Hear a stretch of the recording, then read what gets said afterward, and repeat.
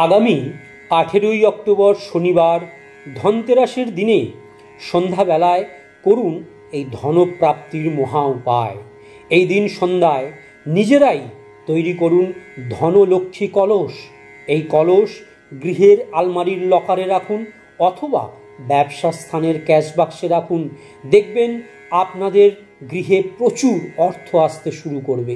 ধনলক্ষ্মী কলস তৈরি করার জন্য আপনাদের জোগাড় করতে হবে একটি তামা বা পিতলের ছোট ঘটি, ধান, 5টি হলুদ কড়ি, 5টি শঙ্খনাবি, 5টি পদ্মবীজ, একটি সুপরি, রূপোর কয়েন বা একটি ছোট রূপোর টুকরো, 1 টাকার কয়েন, গোটা হলুদ, গুঁড়ো চন্দন, কর্পূর আর মা লক্ষ্মীর প্রিয় স্ফটিক পাইরাইট।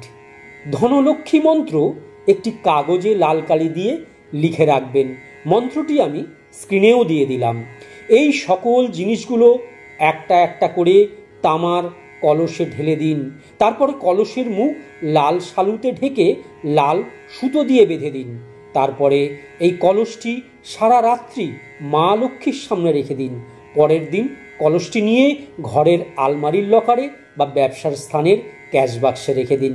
ব্যাস, তাহলেই দেখবেন আপনাদের গৃহে অর্থ আসতে শুরু করবে কিছু দিনের মধ্যেই।